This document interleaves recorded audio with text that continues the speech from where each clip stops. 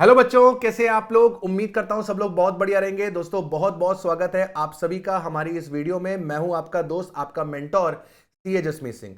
दोस्तों जैसा कि आप लोग को पता है कि हम आपके लिए फ्री प्रैक्टिस बैच लेकर आए हैं इनकम टैक्स का।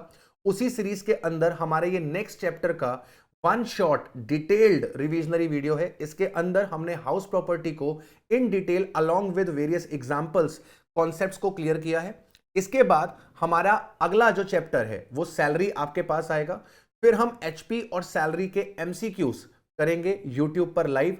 एंड देन उसके बाद पीडब्ल्यू ऐप पर हम सैलरी और एचपी के पास्ट एग्जाम क्वेश्चंस, आरटीपी के क्वेश्चंस और बढ़िया बढ़िया क्वेश्चंस जो एग्जाम में आते हैं उनकी प्रैक्टिस करेंगे। मतलब कॉम्प्रिहेंसिव तरीके से एक रिवीजन चल रहा है। And I can assure you कि अगर आप ये सीरीज को ज्वाइन करते हैं तो आप अपने टेक्स्ट के पेपर में 60 प्लस स्कोर करेंगे। आपको बस मेरे साथ साथ पढ़ते चलना है, अपने एंड पे रिवीजन करते चलना है, प्रैक्टिस करते चलना है। And believe me, August and पे जब हमारा इनकम टैक्स पूरा डिटेल्ड तरीके से रिवाइज होगा तो आपको बिल्कुल मजा आ जाएगा। आपका कॉन्फिडेंस लेवल एक नेक्स्ट लेवल पे चला जाएगा। अक्टूबर के महीने में हम आप लोग को मैराथन रिवीजन भी प्रोवाइड करेंगे जो आपको last day of the exam में हेल्प करेंगे। इन वीडियोस को डिटेल्ड फॉर्म में आपके लिए तैयार किया जा रहा है सो दैट कि आपने क्लास में जो भी पढ़ा है वो सारी चीजें आपको रिकॉल हो जाए। हर एक कॉन्सेप्ट के साथ एग्जाम्पल के थ्रू बात करी गई है सो दैट कि आप कॉन्सेप्ट को रिलेट कर पाए। राइट। एंड इसके बाद एमसीक्यू सेशन तो होगा ही और हमारा प्रैक्टिस सेशन भी होगा क्वेश्चंस का। आपको ये तीनों चीजें अटेंड करनी है, मेरे साथ साथ चलना है और अपने सभी मित्रों के साथ इसे शेयर करना है सो दैट कि मैक्सिमम स्टूडेंट इसका बेनिफिट ले पाए। तो विदाउट वेस्टिंग एनी टाइम आइए स्टार्ट करते हैं revision of income under the head house property. Video को लाइक करना मत भूलना। चलो पढ़ो। चलिए बच्चों स्टार्ट करते हैं हमारा revision income under the head house property. और सबसे पहले हम बात करेंगे बेसिस ऑफ चार्ज की। बेसिस ऑफ चार्ज क्या है sir? Section number 22 house property के बेसिस ऑफ चार्ज की बात करता है। बेसिस ऑफ चार्ज में लिखी हुई कंडीशंस जब सेटिस्फाई होंगी तभी आपकी इनकम क्वालिफाई करेगी अंडर दैट हाउस प्रॉपर्टी। अगर बेसिस ऑफ चार्ज की कंडीशन सेटिस्फाई नहीं होती है तो आपकी income under the head house property में क्वालिफाई नहीं करेंगी। तो सेक्शन नंबर 22 क्या कहता है? सेक्शन नंबर 22 कहता है कि सर जिस प्रॉपर्टी की बात चल रही है उस प्रॉपर्टी में बिल्डिंग होना मस्ट है। Property should consist of any building और land appurtenant thereto. अगर प्रॉपर्टी में बिल्डिंग नहीं है तो फिर वो वाली प्रॉपर्टी हाउस प्रॉपर्टी के अंदर क्वालिफाई नहीं करेगी।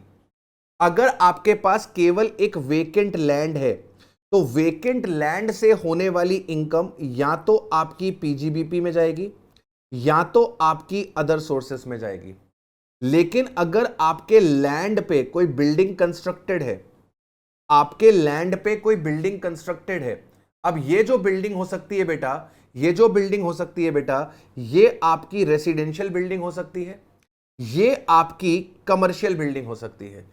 तो आपके पास जो बिल्डिंग है वो किसी भी तरीके की हो सकती है। एनी बिल्डिंग, एनी बिल्डिंग से हमारा मतलब क्या है सर? एनी बिल्डिंग से हमारा मतलब है वो बिल्डिंग रेसिडेंशियल पर्पस के लिए हो सकती है, वो बिल्डिंग कमर्शियल पर्पस के लिए हो सकती है।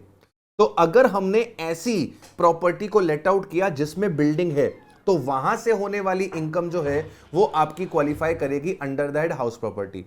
अब बच्चा पूछता है कि सर ये land appurtenant thereto से आपका क्या मतलब है? तो राजा बेटा land appurtenant thereto होता है जो अनबिल्ट एरिया होता है प्रॉपर्टी का, उसको बोलते हैं land appurtenant thereto. जैसे आपके पास ये प्रॉपर्टी है, इस प्रॉपर्टी में इतने एरिया में बिल्डिंग कंस्ट्रक्टेड है, ये वाला जो एरिया है ये अनबिल्ट एरिया है। अनबिल्ट एरिया को हम लोग क्या बोलते हैं? Land appurtenant thereto बोलते हैं। तो पहली कंडीशन हो गई कि property must consist of any building. Any building का मतलब वो बिल्डिंग रेसिडेंशियल हो सकती है, वो बिल्डिंग कमर्शियल हो सकती है। दूसरी कंडीशन हमारे पास निकल कर आती है कि जो असेसी होना चाहिए वो प्रॉपर्टी का ओनर होना चाहिए। Assessee must be the owner of the property. तो अगर मैं इस प्रॉपर्टी का ओनर हूं, अगर मैं इस प्रॉपर्टी का ओनर हूं तभी यहां से होने वाली इनकम मेरी हाउस प्रॉपर्टी हेड में जाएगी। अगर मैं इस प्रॉपर्टी का ओनर नहीं हूं तो यहां से होने वाली इनकम या तो पीजीबीपी में जाएगी या तो आपकी अदर सोर्सेस में जाएगी। सर अगर आप प्रॉपर्टी के ओनर नहीं हो तो आपको प्रॉपर्टी से इनकम कैसे हो सकती है? हो सकती है कई बारी टेनेंट क्या करता है, प्रॉपर्टी को सबलेट करता है। जैसे मैंने आपसे एक प्रॉपर्टी किराए पर ली, लेट से उसमें 4 कमरे थे, लेकिन मुझे 2 ही कमरे की जरूरत थी। तो मैंने क्या किया, 2 कमरे अपने यूज में रखे और 2 कमरे मैंने आगे मोहन को लेट आउट कर दिए। तो मैंने एज अ टेनेंट मोहन को 2 रूम सबलेट किए। मोहन मुझे रेंट देगा, मैं आपको रेंट दूंगा। तो मोहन जो मुझे रेंट देगा वो रेंटल इनकम हाउस प्रॉपर्टी में नहीं आएगी मेरे। क्यों? क्योंकि मैं इस प्रॉपर्टी का ओनर नहीं हूं। तो सब लेटिंग करके मैंने जो पैसा बनाया वो या तो मेरे पीजीबीपी में जाएगा या तो अदर सोर्सेस में जाएगा। यूजुअली वो अदर सोर्सेस में जाता है। लेकिन आपको जो रेंटल इनकम हुई, मैंने आपको जो रेंट दिया, वो आपके हाउस प्रॉपर्टी में जाएगा, क्योंकि आप इस हाउस प्रॉपर्टी के क्या है, ओनर है। अब हाउस प्रॉपर्टी के अंदर हम ओनर के अंदर डीम्ड ओनर को भी इंक्लूड करते हैं। डीम्ड ओनर को भी इंक्लूड करते हैं। डीम्ड ओनर कौन होता है सर? डीम्ड ओनर वो व्यक्ति होता है जिसके नाम पर हाउस प्रॉपर्टी रजिस्टर्ड नहीं होती, जिसके नाम पर हाउस प्रॉपर्टी रजिस्टर्ड नहीं होती, लेकिन फिर भी हम उसे ओनर मान लेते हैं। जैसे अगर मान लीजिए एक स्पाउस ने, लेट्स से हस्बैंड ने अपनी वाइफ को इनएडिक्वेट कंसिडरेशन के लिए हाउस प्रॉपर्टी ट्रांसफर करी। हस्बैंड ने अपनी वाइफ को इनएडिक्वेट कंसिडरेशन के लिए प्रॉपर्टी ट्रांसफर करी, तो प्रॉपर्टी का जो रजिस्ट्री है, जो टाइटल है, वो वाइफ के नाम पर है, लेकिन हाउस प्रॉपर्टी के अंदर हम हस्बैंड को क्या मानते हैं? डीम्ड ओनर मानते हैं। ऐसे ही अगर आपने माइनर के नाम पर प्रॉपर्टी ट्रांसफर करी, तो जिस पेरेंट ने माइनर के नाम पे प्रॉपर्टी ट्रांसफर करी होती है, हम उस पेरेंट को क्या मानते हैं? डीम्ड ओनर मानते हैं। तो एचपी के अंदर ओनर के अंदर डीम्ड ओनर भी इंक्लूड होता है। अभी क्लास के लास्ट में हम डीम्ड ओनर के ऊपर चर्चा करेंगे, राइट? ठीक है सर। तीसरी कंडीशन हमारे पास निकल कर आती है कि जो हाउस प्रॉपर्टी है वो किसी भी पर्पस के लिए यूज हो सकती है, लेकिन असेसी अगर उस हाउस प्रॉपर्टी में अपना बिजनेस चला रहा है, अपना प्रोफेशन चला रहा है, तो फिर ये house property under the head HP में नहीं आएगी, फिर ये कवर हो जाएगी अंडर द हेड पीजीबीपी में। मतलब सर आपके पास एक प्रॉपर्टी है, लेट्स से आपके पास एक प्रॉपर्टी है, अगर आपकी ये प्रॉपर्टी लेट आउट है, अगर आपकी ये प्रॉपर्टी सेल्फ ऑक्यूपाइड है, तो दोनों के दोनों केसेस में ये आपकी अंडर द हेड एचपी में कवर हो जाएगी। लेकिन अगर आप प्रॉपर्टी में अपना बिजनेस चला रहे हैं, आप प्रॉपर्टी में अपना प्रोफेशन चला रहे हैं, तो अब ये आपकी हाउस प्रॉपर्टी कहां पर कवर होगी? पीजीबीपी में कवर होगी। इंपॉर्टेंट चीज नोट करने वाली क्या है कि सर ओनर अगर अपना बिजनेस और प्रोफेशन चला रहा होगा, तो उस केस में हाउस प्रॉपर्टी आपके अंडर द हेड एचपी में नहीं आएगी, वो पीजीबीपी में चली जाएगी। लेकिन जो टेनेंट है वो उस हाउस प्रॉपर्टी को किसी भी पर्पस के लिए यूज कर सकता है। टेनेंट उस प्रॉपर्टी को रेसिडेंशियल पर्पस के लिए यूज कर सकता है, टेनेंट उस प्रॉपर्टी को कमर्शियल पर्पस के लिए यूज कर सकता है, टेनेंट किसी भी पर्पस के लिए यूज कर सकता है। अगर हमने लेट आउट करी हुई है रेसिडेंशियल पर्पस के लिए, हमने लेट आउट करी हुई है कमर्शियल पर्पस के लिए, तो दोनों ही केसेस में वो आपका अंडर द हेड एचपी में जाएगा। हमने सेल्फ ऑक्यूपाइड करी हुई है प्रॉपर्टी, हमने सेल्फ ऑक्यूपाइड करी हुई है प्रॉपर्टी रेसिडेंशियल पर्पस के लिए, हमने सेल्फ ऑक्यूपाइड करी हुई है प्रॉपर्टी रेसिडेंशियल पर्पस के लिए, तो फिर वो एचपी में जाएगी। लेकिन अगर हमने उसे सेल्फ ऑक्यूपाई किया हुआ है अपने बिजनेस और प्रोफेशन के लिए, तो वो पीजीबीपी में जाएगी। मतलब मान लीजिए मेरे पास एक प्रॉपर्टी है और इस प्रॉपर्टी को मैंने सेल्फ ऑक्यूपाई किया हुआ है रेसिडेंशियल पर्पस के लिए, मैं इस घर में रहता हूं, तो ये वाली जो प्रॉपर्टी है बेटा वो कहां पर असेस होगी? सर ये प्रॉपर्टी मेरी असेस होगी अंडर द हेड एचपी, और यही वाली प्रॉपर्टी मैंने सेल्फ ऑक्यूपाई करी हुई है और यहां पे मैं अपना कोचिंग सेंटर चला रहा हूं, यहां पे मैं अपना कोचिंग सेंटर चला रहा हूं, प्रोफेशन चला रहा हूं। तो अब ये हाउस प्रॉपर्टी कहां पर जाकर कवर होगी? ये हाउस प्रॉपर्टी जाकर कवर होगी अंडर द हेड पीजीबीपी। ठीक है, तो पहली कंडीशन कि प्रॉपर्टी में बिल्डिंग होना मस्ट है। दूसरी कंडीशन असेसी को उस प्रॉपर्टी का ओनर होना चाहिए। तीसरी कंडीशन कि आप हाउस प्रॉपर्टी को किसी भी पर्पस के लिए यूज कर सकते हो, आप उसे सेल्फ ऑक्यूपाई कर सकते हो, आप उसे लेट आउट कर सकते हो, आप उसे वेकेंट छोड़ सकते हो। लेकिन अगर आप उसे अपने बिजनेस और प्रोफेशन में यूज करते हो, तो बाबू उस केस में वो आपकी प्रॉपर्टी हाउस प्रॉपर्टी में कवर नहीं होगी। ये 3 मेन कंडीशन है। अब चौथी कंडीशन क्या है? वो बेसिस ऑफ चार्ज की नहीं है, वो सेक्शन नंबर 23(5) से उठाई गई है। अगर आपके पास कोई हाउस प्रॉपर्टी है, वो as a stock in trade है, मतलब आप रियल एस्टेट का काम करते हो। आपका काम क्या है? आप फ्लैट्स कंस्ट्रक्ट करते हो और उसको बेचते हो। आपका काम क्या है? आप फ्लैट्स डेवलप करते हो, फ्लैट्स कंस्ट्रक्ट करते हो और फ्लैट्स को बेचते हो। तो आपके लिए फ्लैट्स क्या है? Stock in trade. तो सरकार कहती है कि अगर आपके पास कोई हाउस प्रॉपर्टी है जो आपने हेल्ड करी हुई है as a stock in trade, अगर आपके पास कोई हाउस प्रॉपर्टी है, अगर आपने उसे हेल्ड किया हुआ है as a stock in trade, तो उस केस में भी वो टैक्सेबल होती है अंडर द हेड एचपी। उस केस में भी वो टैक्सेबल होती है अंडर द हेड एचपी। लेकिन आपका जिस ईयर में कंस्ट्रक्शन कंप्लीट हुआ है उस ईयर के एंड से 2 साल तक, जिस ईयर में आपका कंस्ट्रक्शन कंप्लीट हुआ है उस ईयर के एंड से 2 साल तक अगर आपकी हाउस प्रॉपर्टी लेट आउट नहीं होती तो उसकी एनएवी अपन निल मानते हैं। जिस ईयर में आपका कंस्ट्रक्शन कंप्लीट हुआ है उस ईयर के एंड से 2 साल तक अगर आपकी प्रॉपर्टी लेट आउट नहीं होती तो हम उसकी NAV NAV net annual value को अपन क्या मान के चलते हैं? निल मान के चलते हैं। सर नहीं समझ आ रहा, एग्जाम्पल के थ्रू समझाने की कोशिश करो। लेट से आप एक बिल्डर हो, आपका काम है फ्लैट्स बनाना। तो आपने क्या किया? 2022-23 में आपने फ्लैट्स बनाए। 2022-23 में आपने फ्लैट्स बनाए, आपको कंप्लीशन सर्टिफिकेट मिल गया लेट से 1 अगस्त 22 को। आपको कंप्लीशन सर्टिफिकेट मिल गया कि आपके फ्लैट्स का कंस्ट्रक्शन कंप्लीट हो गया है। ठीक है, आपके पास कंप्लीशन सर्टिफिकेट आया 100 फ्लैट्स का। ठीक है जी, अब मेरी बात ध्यान से सुनो। 31 मार्च आते आते 31 मार्च आते आते आपने इसमें से 90 फ्लैट बेच दिए। आपने इसमें से 90 फ्लैट बेच दिए। अभी भी आपके पास 10 फ्लैट पड़े हुए हैं as a stock in trade. अभी भी आपके पास 10 फ्लैट पड़े हुए हैं as a stock in trade. सरकार कहती है कि ये जो 10 फ्लैट है, ये जो 10 फ्लैट है, ये असेसेबल है अंडर दैट हाउस प्रॉपर्टी। जो फ्लैट आपके नहीं बिके हैं, ये फ्लैट आपके असेसेबल हैं अंडर दैट हाउस प्रॉपर्टी। हम इनको deemed to be let out मान के इसकी इनकम आपकी कवर कर लेंगे हाउस प्रॉपर्टी में। लेकिन सरकार कहती है 2 साल तक, 2 साल तक 31 मार्च 23, जिस ईयर में कंस्ट्रक्शन कंप्लीट हुआ है, जिस ईयर में कंस्ट्रक्शन कंप्लीट हुआ है उस ईयर के एंड से 2 साल तक, उस ईयर के एंड से 2 साल तक, इसके 2 साल कंप्लीट होते हैं, इसके 2 साल कंप्लीट होते हैं 31 मार्च 25। मान के चलते हैं, मान के चलते हैं आपके ये 10 फ्लैट 2 साल तक अनसोल्ड थे, ये बिके ही नहीं, ये 10 फ्लैट अनसोल्ड थे और यही 10 फ्लैट आपने लेट आउट भी नहीं करे। यही 10 फ्लैट आपने लेट आउट भी नहीं करे, मतलब आपने यहां से कोई इनकम नहीं कमाई। सर जिस ईयर में कंस्ट्रक्शन कंप्लीट हुआ था उस ईयर के एंड से 2 साल तक आपके पास ये फ्लैट अनसोल्ड पड़े रहे और आपने यहां से कोई भी इनकम नहीं कमाई, आपने इन्हें लेट आउट भी नहीं करा। तो सरकार कहती है 2 साल तक हम इनकी एनएवी निल मान लेंगे।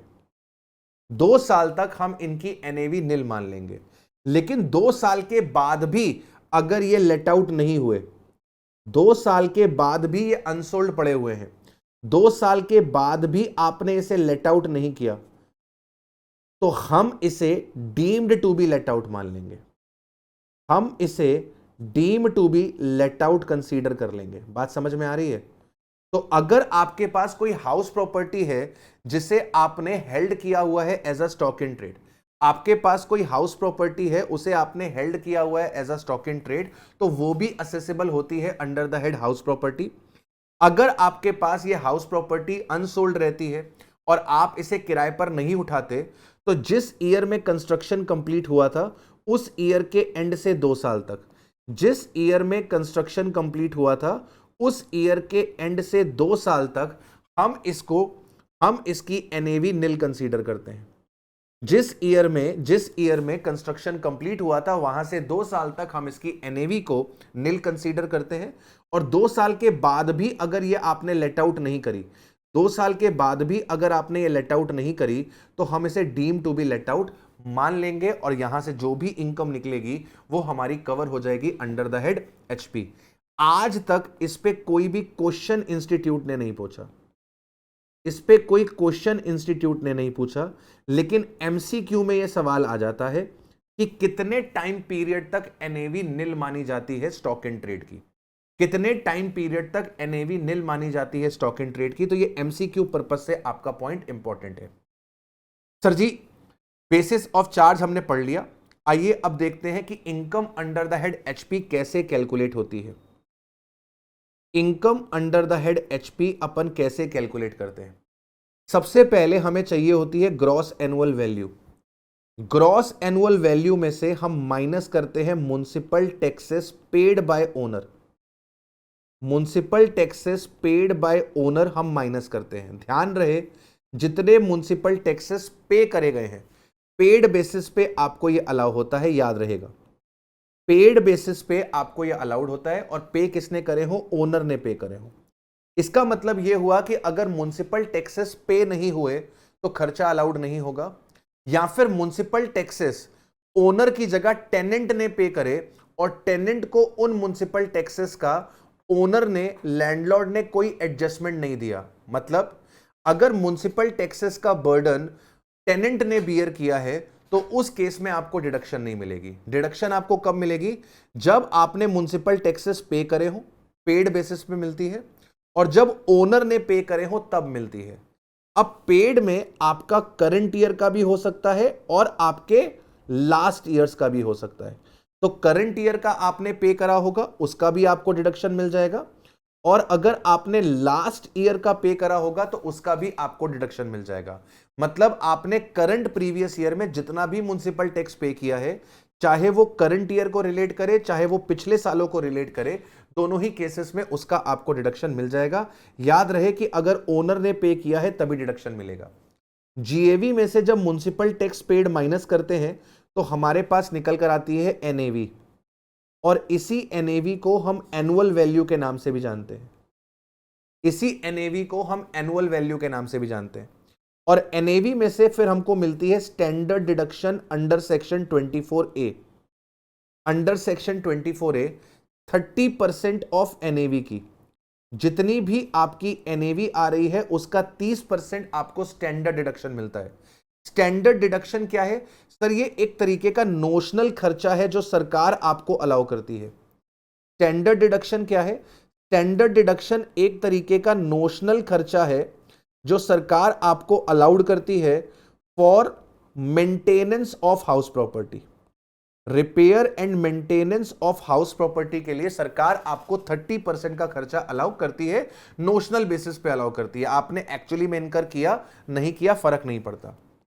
इसमें से सरकार आपको इंटरेस्ट ऑन कैपिटल बोरोड, पूरा लिख देता हूं, अगर आपने हाउस प्रॉपर्टी के लिए कोई लोन लिया है और उस लोन पे आपने इंटरेस्ट दिया है, interest on capital borrowed for HP.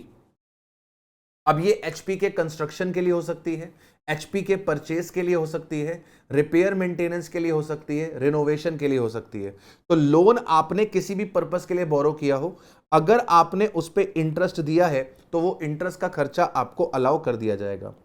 एक बात हमेशा ध्यान रखना कि इंटरेस्ट का खर्चा आपको जो यहां पर अलाउ होता है वो ड्यू बेसिस पर अलाउ होता है। इंटरेस्ट का खर्चा आपको जो यहां पर अलाउ होता है वो ड्यू बेसिस पर अलाउ होता है। ड्यू बेसिस मतलब सर जितना भी खर्चा ड्यू हुआ वो आपको अलाउ हो जाएगा। आपने उसका एक्चुअली में पेमेंट किया नहीं किया इससे कोई भी फर्क निकल कर नहीं आता। आपने उसका एक्चुअली में पेमेंट किया नहीं किया इससे कोई भी फर्क निकल कर नहीं आता। जितना भी इंटरेस्ट ड्यू होगा वो आपको अलाउ कर दिया जाएगा। जो रिजल्टेंट फिगर होती है उस रिजल्टेंट फिगर को हम बोलते हैं income under the head HP. उस रिजल्टेंट फिगर को हम लोग बोलते हैं बेटा income under the head house property. अब याद रहे टोटल 3 खर्चे अलाउड होते हैं आपको इनकम कैलकुलेट करते वक्त। सबसे पहला खर्चा आपको म्युनिसिपल टैक्सेस का मिलता है, दूसरा खर्चा आपको स्टैंडर्ड डिडक्शन का मिलता है, दूसरा खर्चा आपको स्टैंडर्ड डिडक्शन का मिलता है, और तीसरा खर्चा आपको अलाउ करा जाता है इंटरेस्ट ऑन कैपिटल बोरोड का। तीसरा खर्चा आपको अलाउ करा जाता है इंटरेस्ट ऑन कैपिटल बोरोड का। इन 3 खर्चों के अलावा चौथा कोई भी खर्चा आपको अलाउ नहीं होता। एग्जाम में कई बारी आपको हाउस प्रॉपर्टी के इंश्योरेंस का खर्चा दे दिया जाता है, ग्राउंड रेंट के नाम का खर्चा दे दिया जाता है। इस तरीके के खर्चे अगर आपको दिए हुए हैं तो उन खर्चों को आपको बिल्कुल इग्नोर करना है। ठीक वैसे ही जैसे आपकी क्रश आपको इग्नोर करती है ना, आपको भी इग्नोर कर देना है। ये खर्चे आपको अलाउ नहीं होंगे। केवल 3 खर्चे अलाउ होते हैं, एक म्युनिसिपल टैक्सेस का, दूसरा स्टैंडर्ड डिडक्शन का और तीसरा इंटरेस्ट ऑन कैपिटल बोरोड का।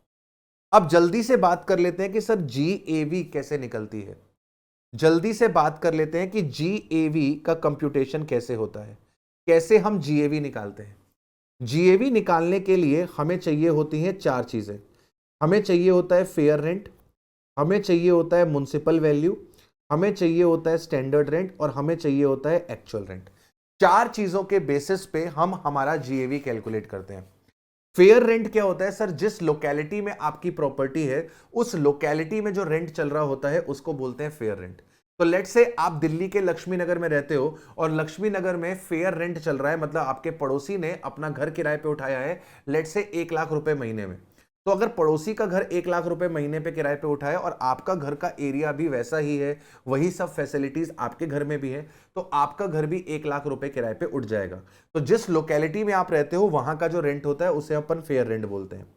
म्युनिसिपल वैल्यू क्या होती है सर? ये आपकी जो लोकल अथॉरिटी होती है, म्युनिसिपल अथॉरिटी होती है, ये आपके घर की एक एनुअल वैल्यू डिक्लेयर करती है जिसके ऊपर वो आपसे क्या करती है, आपसे म्युनिसिपल टैक्सेस लेती है।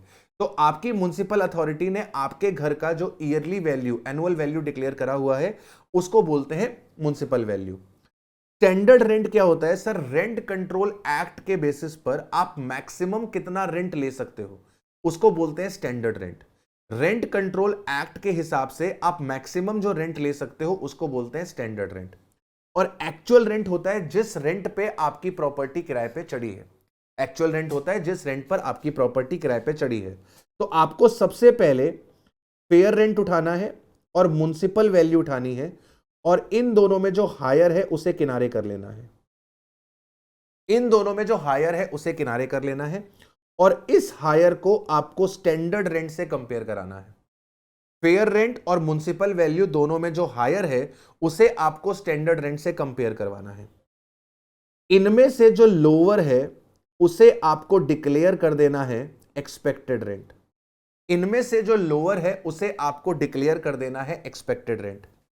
एक्सपेक्टेड रेंट को और एक्चुअल रेंट को आपको कंपेयर करवाना है और इनमें से जो हायर है उसे आपको डिक्लेयर कर देना है GAV. Fair rent, municipal value दोनों में जो हायर है उसे स्टैंडर्ड रेंट से कंपेयर कराना है, दोनों में जो लोअर है उस लोअर को एक्सपेक्टेड रेंट बोलना है, एक्सपेक्टेड रेंट को एक्चुअल रेंट से कंपेयर करना है, दोनों में जो भी हायर होगा वो जीएवी हो जाएगा। कई बार क्या होता है कि आपका स्टैंडर्ड रेंट क्वेश्चन में गिवन नहीं होता। कई बार क्या होता है आपका स्टैंडर्ड रेंट क्वेश्चन में गिवन नहीं होता या फिर स्टैंडर्ड रेंट आपका एप्लीकेबल नहीं होता। तो अगर स्टैंडर्ड रेंट गिवन नहीं है या फिर स्टैंडर्ड रेंट एप्लीकेबल नहीं है तो उस केस में आप क्या करेंगे? उस केस में आप क्या करेंगे? फेयर रेंट और म्युनिसिपल वैल्यू दोनों में जो हायर है आप उसी को एक्सपेक्टेड रेंट बोल देंगे। फेयर रेंट और म्युनिसिपल वैल्यू में जो हायर है आप उसी को एक्सपेक्टेड रेंट बोल देंगे और उसे आप एक्चुअल रेंट से कंपेयर करेंगे और इन दोनों में जो हायर होगा उसे आप जीएवी डिक्लेयर कर देंगे। उसे आप जीएवी डिक्लेयर कर देंगे। एवरीवन, यहां तक मेरी बात समझ में आई? तो सर अगर स्टैंडर्ड रेंट है क्वेश्चन के अंदर तो एफआर और एमवी दोनों में जो हायर है उसे एसआर से कंपेयर करेंगे, दोनों में जो लोअर है वो एक्सपेक्टेड रेंट हो जाएगा। एक्सपेक्टेड रेंट को एक्चुअल रेंट से कंपेयर करेंगे, दोनों में जो हायर होगा वो जीएवी बन जाएगा। अगर आपका स्टैंडर्ड रेंट एप्लीकेबल नहीं है तो फेयर रेंट और म्युनिसिपल वैल्यू दोनों में जो हायर है, फेयर रेंट और म्युनिसिपल वैल्यू दोनों में जो हायर है उसको एक्सपेक्टेड रेंट बोल देंगे। एक्सपेक्टेड रेंट को एक्चुअल रेंट से कंपेयर कर लेंगे, दोनों में जो हायर है उसको हम लोग जीएवी बोल देंगे। अब कई बार बेटा क्वेश्चन में क्या होता है कि आपको फेयर रेंट गिवन नहीं होता। कई बार क्वेश्चन में क्या होता है कि आपको फेयर रेंट गिवन नहीं होता। अगर आपको क्वेश्चन में फेयर रेंट नहीं गिवन है तो आप ये मान लेना कि आपका जो फेयर रेंट है वो बराबर होगा आपके एक्चुअल रेंट से। तो जो आपका एक्चुअल रेंट है उसी को अपन क्या मान लेते हैं? फेयर रेंट मान लेते हैं। अगर क्वेश्चन के अंदर आपको फेयर रेंट नहीं गिवन है तो एक्चुअल रेंट को ही फेयर रेंट कंसीडर कर लिया जाता है। तो जो एक्चुअल रेंट पर मंथ है वही आपका फेयर रेंट पर मंथ बन जाता है। वही आपका फेयर रेंट पर मंथ बन जाता है। यहां तक मेरी बात क्लियर है? यहां तक आप सबको उम्मीद करता हूं मेरी बात क्लियर है। चलिए गाड़ी को आगे बढ़ाते हैं। गाड़ी को आगे बढ़ाते हैं। समझना मेरी बात को। अगर मान लीजिए आपकी हाउस प्रॉपर्टी, अगर आपकी हाउस प्रॉपर्टी लेट आउट है थ्रू आउट द ईयर, आपकी हाउस प्रॉपर्टी लेट आउट है थ्रू आउट द ईयर, तो इस केस में आपको कैसे काम करना है? इस केस में आपको कैसे काम करना है सर? इस केस में आपको एक्सपेक्टेड रेंट निकालना है पूरे साल का, आपको एक्चुअल रेंट निकालना है पूरे साल का, और इन दोनों में जो भी आपका हायर है, इन दोनों में आपका जो भी हायर है उसे आपको जीएवी डिक्लेयर कर देना है। इन दोनों में जो भी आपका हायर है उसे आपको जीएवी डिक्लेयर कर देना है। फिर सिंपल, जीएवी में से आप म्युनिसिपल टैक्स को माइनस करेंगे, आपके पास एनएवी आ जाएगी। एनएवी में से आप स्टैंडर्ड डिडक्शन और interest on capital borrowed minus करेंगे, आपके पास हाउस प्रॉपर्टी की इनकम निकल कर आ जाएगी। ठीक है जी। अच्छा सर, अगर मान लीजिए हमारी house property through out the year let out नहीं है, अगर हमारी house property through out the year let out नहीं है तो क्या करना है सर? मान लेते हैं आपकी हाउस प्रॉपर्टी लेट आउट है for part of the year, let out है for part of the year and self occupied है, एंड सेल्फ ऑक्यूपाइड है for part of the year. आपकी हाउस प्रॉपर्टी लेट आउट है for the part of the year and आपकी house property self occupied है for part of the year. तो इस case में क्या होगा? एग्जाम्पल ले लेते हैं पहले। मान लेते हैं आपकी प्रॉपर्टी लेट आउट है, आपकी प्रॉपर्टी लेट आउट है 9 महीने के लिए, और आपकी प्रॉपर्टी सेल्फ ऑक्यूपाइड है 3 महीने के लिए। सेल्फ ऑक्यूपाइड का मतलब क्या होता है कि हम उस प्रॉपर्टी में रह रहे हैं, या हमारा कोई दोस्त, हमारा कोई रिलेटिव उस प्रॉपर्टी में रह रहा है जिससे हम किराया नहीं ले रहे। कहने का मतलब कि प्रॉपर्टी वेकेंट नहीं पड़ी हुई, खाली नहीं पड़ी हुई, उसमें हम रह रहे हैं, राइट? तो या तो वो लेट आउट है और या वो सेल्फ ऑक्यूपाइड है। तो अगर आपकी property part of the year let out है and part of the year self occupied है, तो कैसे काम करना है?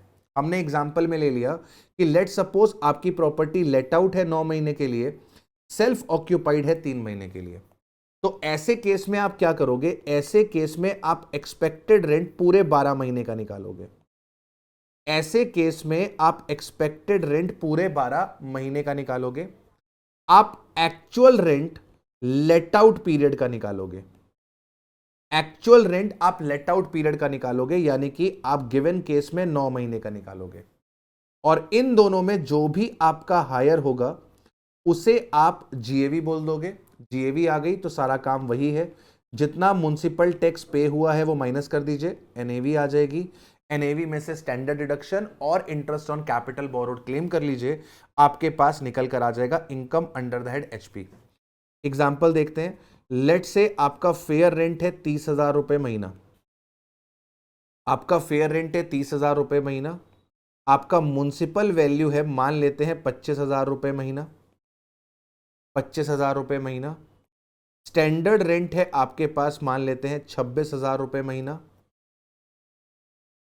26,000 रुपए महीना, और आपने प्रॉपर्टी लेट आउट करी थी, आपने प्रॉपर्टी लेट आउट करी थी 32,000 रुपीज पर मंथ पे, आपने प्रॉपर्टी लेट आउट करी थी 32,000 रुपीज पर मंथ में।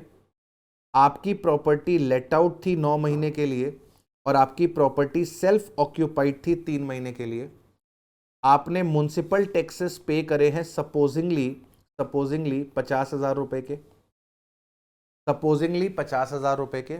आपको कैलकुलेट करनी है income under the head HP, आपको कैलकुलेट करनी है income under the head HP, आपको इनकम निकालनी है अंडर द हेड एचपी। तो इनकम निकालने के लिए सबसे पहले आप क्या करोगे? एक्सपेक्टेड रेंट निकालोगे पूरे साल का।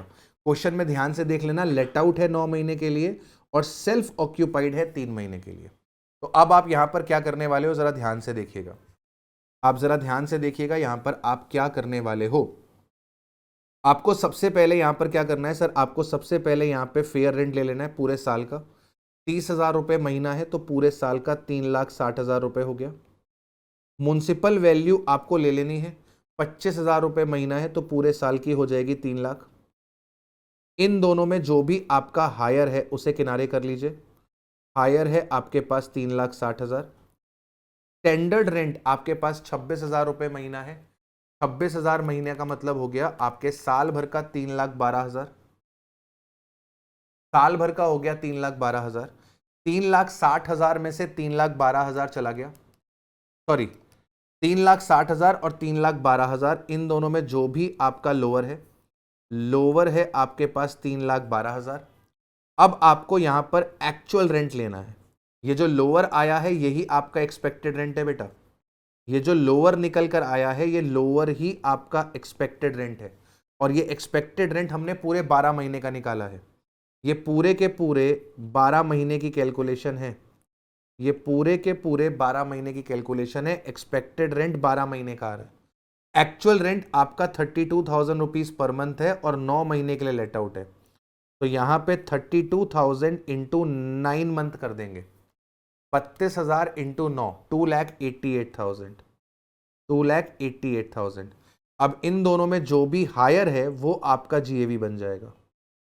वो आपका जीएवी बन जाएगा। आपका जीएवी बन जाएगा 3,12,000 रुपए।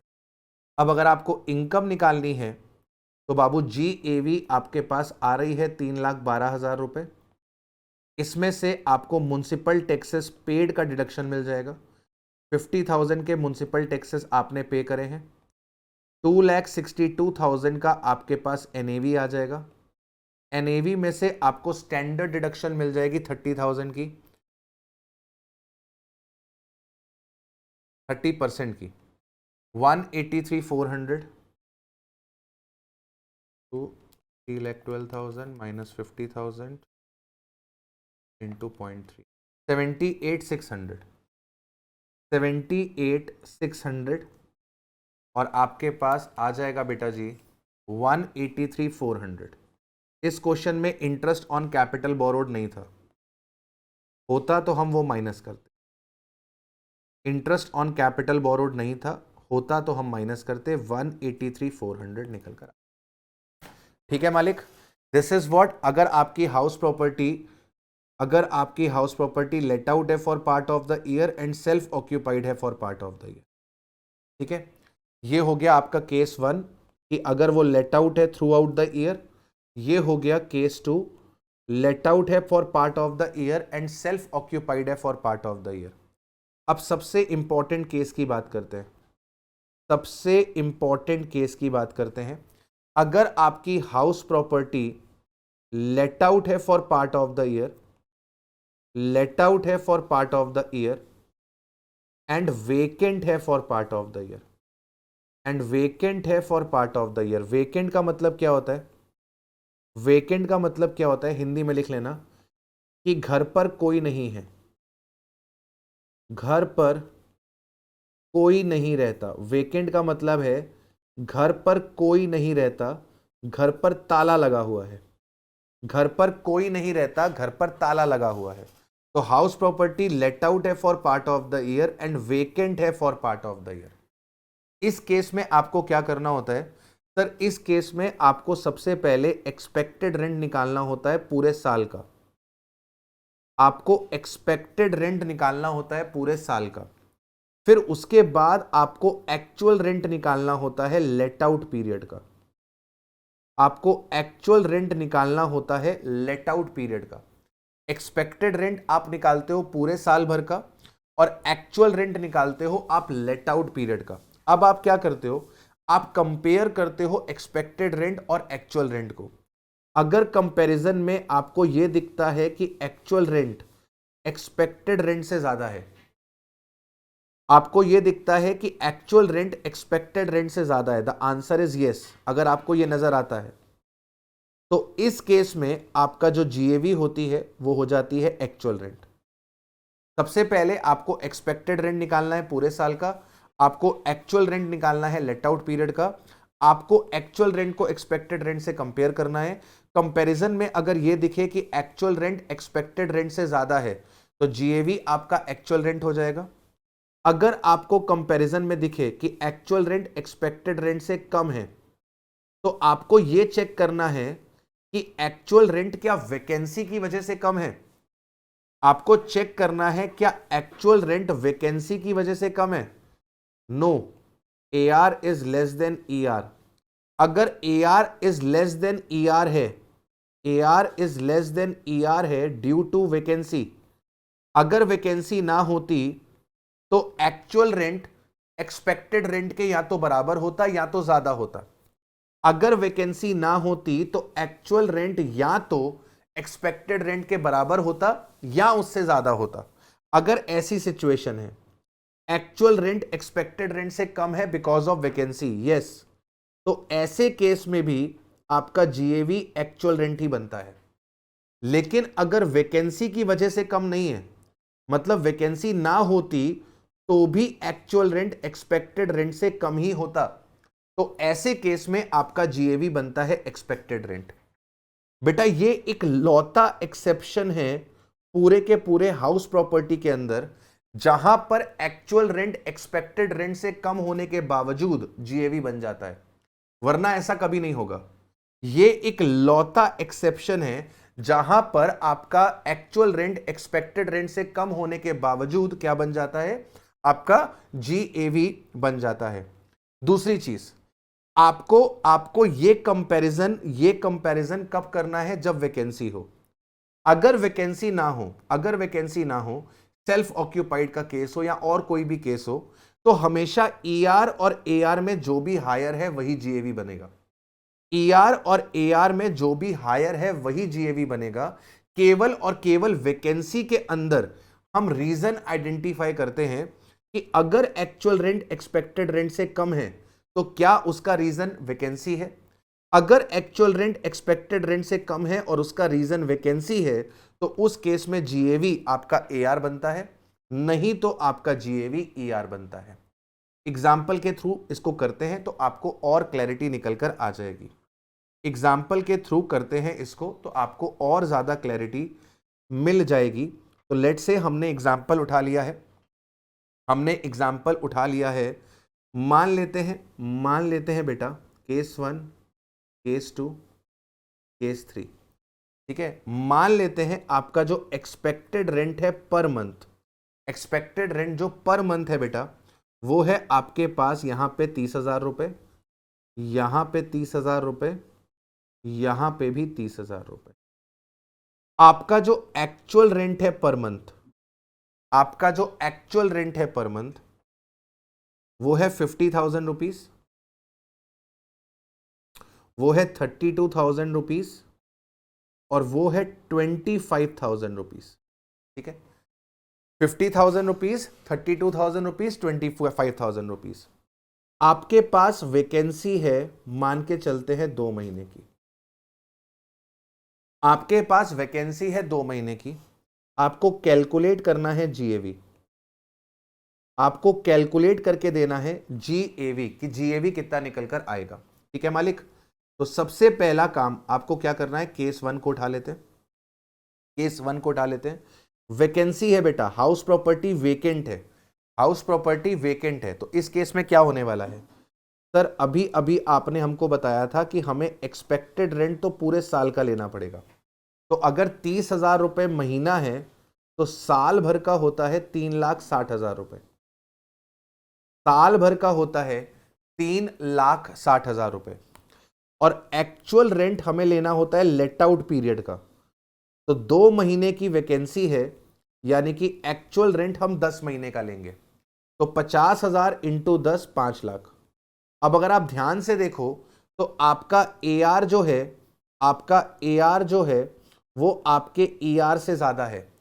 AR अगर ER से ज्यादा होगा तो GAV आपका AR बनेगा, यानी कि आपकी GAV बनेगी 5 लाख रुपए की, आपकी GAV बनेगी 5 लाख। मतलब 2 महीने की वैकेंसी होने के बाद भी आपका एक्चुअल रेंट आपके एक्सपेक्टेड रेंट से ज्यादा है। 2 महीने की वैकेंसी होने के बाद भी एक्चुअल रेंट एक्सपेक्टेड रेंट से ज्यादा है, तो एक्चुअल रेंट को ही हम लोग GAV बना देंगे। केस नंबर 2, आपका एक्सपेक्टेड रेंट पूरे साल का निकाला जाएगा। आपका एक्सपेक्टेड रेंट पूरे साल का निकाला जाएगा 30,000 इंटू 12, 3,60,000 रुपए। आपका actual rent let out period का निकाला जाएगा। लेट आउट पीरियड 10 महीने का है और एक्चुअल रेंट है आपके पास 32,000 रुपए। 32,000 इंटू 10, 32,000 इंटू 10 आपके पास आया 3,20,000 रुपए। ठीक है, अब अगर आप ध्यान से देखें तो आपका एक्चुअल रेंट एक्सपेक्टेड रेंट से कम है। एक्सपेक्टेड रेंट 360 है और एक्चुअल रेंट 320 है। तो अब हमें पता लगाना पड़ेगा कि एक्चुअल रेंट एक्सपेक्टेड रेंट से कम रह गया, उसका रीजन क्या वैकेंसी है। अगर वैकेंसी की वजह से एक्चुअल रेंट एक्सपेक्टेड रेंट से कम है तो हम एक्चुअल रेंट को ही जीएवी बना देंगे। अगर आपके पास कोई वैकेंसी ना होती, अगर आपके पास कोई वैकेंसी ना होती तो पूरे 12 महीने का किराया आता। अगर वैकेंसी ना होती तो पूरे 12 महीने का किराया आता। हां जी सर, तो अगर आपके पास पूरे 12 महीने का किराया आता तो 32,000 इंटू 12, 32,000 मल्टीप्लाइड बाय 12, तो 32,000 इंटू 12, 3,84,000। तो अगर वैकेंसी ना होती तो आपका एक्चुअल रेंट आपके एक्सपेक्टेड रेंट से ज्यादा होता। अगर वैकेंसी ना होती तो आपका एक्चुअल रेंट एक्सपेक्टेड रेंट से ज्यादा होता। इसका मतलब यह हुआ कि आपका एक्चुअल रेंट एक्सपेक्टेड रेंट से कम है। इसका मतलब यह हुआ कि आपका एक्चुअल रेंट एक्सपेक्टेड रेंट से कम है ड्यू टू वैकेंसी। और अगर आपका एक्चुअल रेंट एक्सपेक्टेड रेंट से कम है ड्यू टू वैकेंसी, तो ऐसे केस में आपका जीएवी क्या बनेगा? ऐसे केस में आपका जीएवी एक्चुअल रेंट ही बनेगा। और एक्चुअल रेंट आपके पास कितना आया है? 3,20,000। ये वाला कंसीडर मत कर लेना, ये तो चेक करने के लिए है। आपको 10 महीने का ही किराया मिला है, आपको एक्चुअल रेंट आया है 320, तो आपके लिए जीएवी क्या बन जाएगी? आपके लिए जीएवी बन जाएगी 3,20,000। ठीक है, केस नंबर 3। केस नंबर 3, आपके पास एक्सपेक्टेड रेंट 30,000 रुपए महीना पूरे साल का निकाला जाएगा। 30,000 रुपए महीना ये होता है सर जी 3,60,000 रुपए। एक्चुअल रेंट आपका 25,000 रुपए है। 25,000 इंटू 10 आपके पास होता है 2,50,000 रुपए। 25,000 रुपए था, 25,000 इंटू 10 आपके पास आता है 2,50,000 रुपए। अब अगर आप ध्यान से देखो तो आपका एक्चुअल रेंट आपके एक्सपेक्टेड रेंट से कम है। तो क्या ये वैकेंसी की वजह से कम है? अगर आपके पास कोई वैकेंसी ना होती तो आपके पास एक्चुअल रेंट कितना होता? सर अगर कोई वैकेंसी ना होती तो एक्चुअल रेंट हमारे पास 25,000 इंटू 12 3,00,000 होता। आपका एक्चुअल रेंट फिर भी आपके एक्सपेक्टेड रेंट से कम ही होता। मतलब आपका एक्चुअल रेंट एक्सपेक्टेड रेंट से कम है, not due to vacancy. Not due to vacancy, vacancy उसका रीजन नहीं है। अगर साल भर आपकी प्रॉपर्टी किराए पर उठ भी जाती तो भी आपका एक्चुअल रेंट एक्सपेक्टेड रेंट से कम होता, वैकेंसी उसका कारण नहीं है। तो ऐसे केस में सरकार कहती है कि जीएवी आपके पास क्या बनेगी? जीएवी आपके पास बनेगी एक्सपेक्टेड रेंट, यानी कि 3,60,000 रुपए। ठीक है जी, सबको यह समझ में आया? जिसको नहीं आया वो आराम से पीछे जाए और दोबारा से इस पोर्शन को देख ले, दोबारा से इस पोर्शन को देख ले, आराम से आपको बात क्लियर हो जाएगी। बहुत ही बढ़िया तरीके से मैंने आपको ये एक्सप्लेन कर दिया है अलोंग विद एग्जांपल, राइट? ठीक है सर, तो आपने हमको सर केस नंबर 1 करा दिया कि सर अगर हमारे पास प्रॉपर्टी लेट आउट है थ्रू आउट द ईयर, हमारे पास part of the year let out है, part of the year self occupied है, हमारे पास part of the year let out है, part of the year vacant है। अब कई बार क्वेश्चन में आपको ऐसा मिल जाता है कि आपके पास हाउस प्रॉपर्टी लेट आउट है for part of the year and vacant and self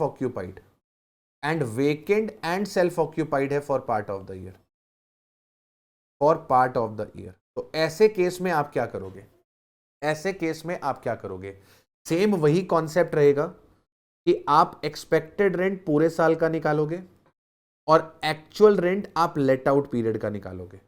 ठीक है, आप एक्सपेक्टेड रेंट एक्चुअल रेंट वैसे ही निकालोगे, एक्सपेक्टेड रेंट पूरे साल का, actual rent let out period का। अब अगर आपका एक्चुअल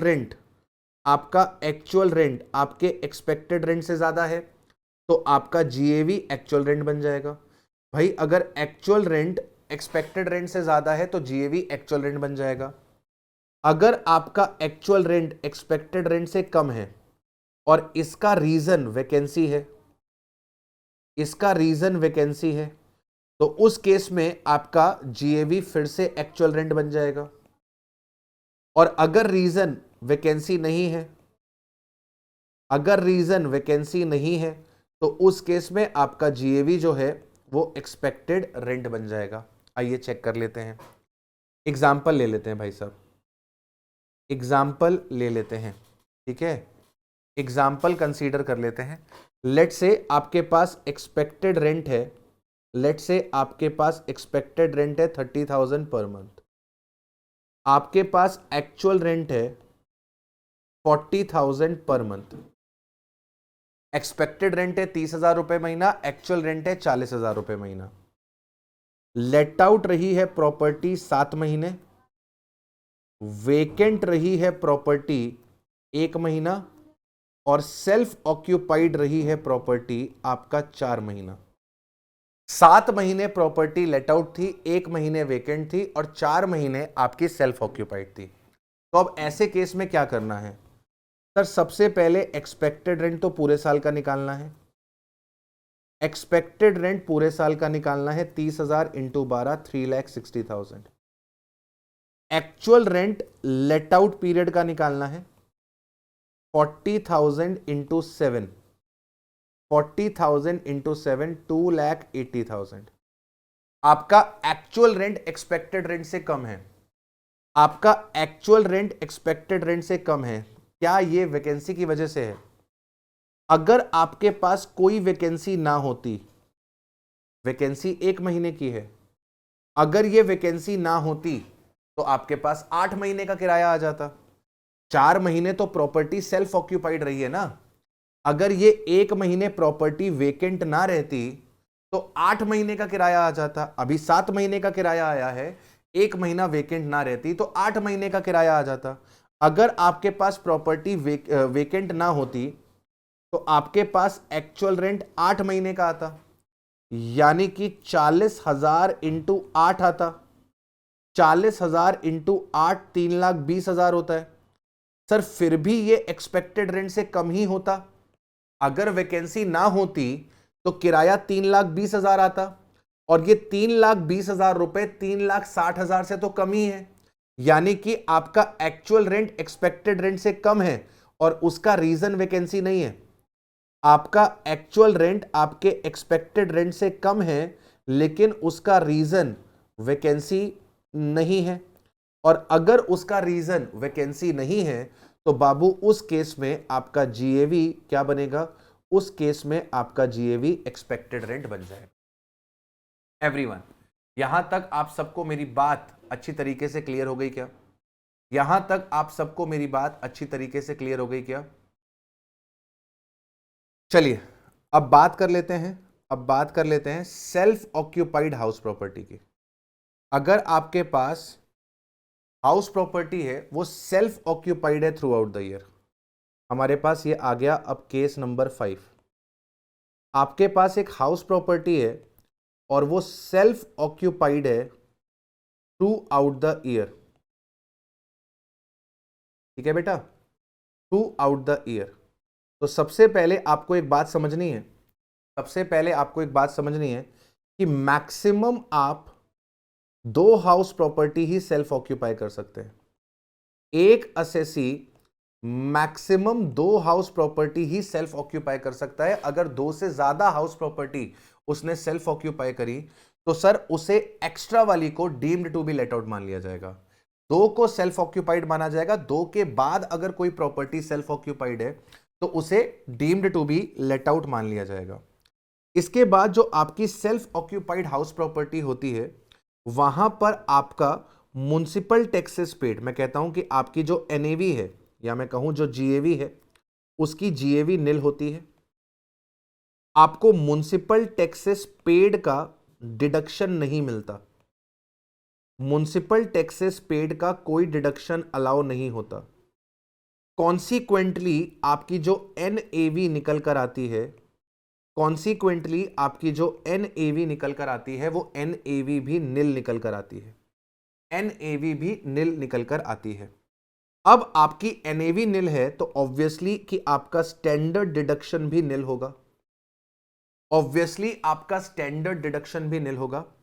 आपको इंटरेस्ट ऑन कैपिटल बोरोड का डिडक्शन मिलता है, इंटरेस्ट ऑन कैपिटल बोरोड का डिडक्शन मिलता है, या तो 2 लाख रुपए का या तो 30,000 रुपए का, मैक्सिमम या तो 2 लाख रुपए का या तो 30,000 रुपए का।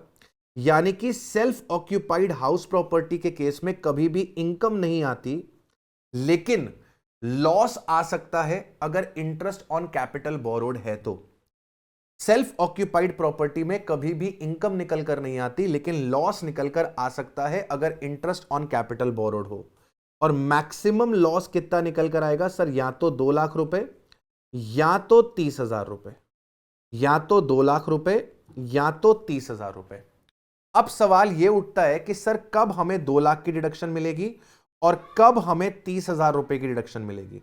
ये जो आपने मैक्सिमम 2 लाख और 30,000 लिखा है, ये 2 लाख और 30,000 कब एप्लीकेबल होगा? तो हमें 2 लाख रुपए का डिडक्शन मिलेगा सेल्फ ऑक्यूपाइड के केस में। सेल्फ ऑक्यूपाइड के केस में interest on capital borrowed maximum 2 lakh allowed होगा अगर फॉलोइंग कंडीशंस को आप सेटिस्फाई करो।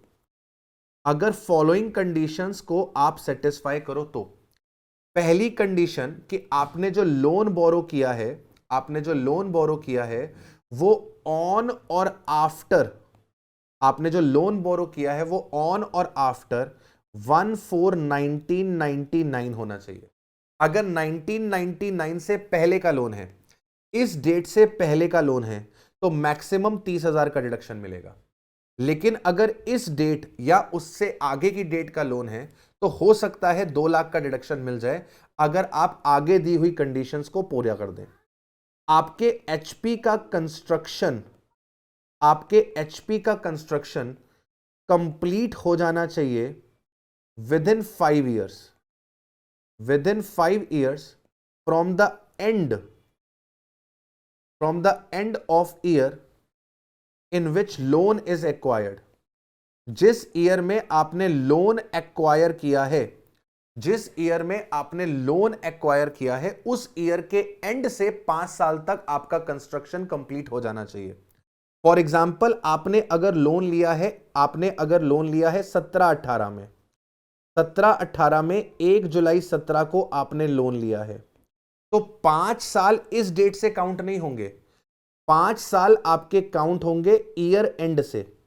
आपने 17-18 में लोन लिया है तो 17-18 के एंड से आपके 5 साल काउंट होंगे, यानी कि 31 मार्च 23 तक।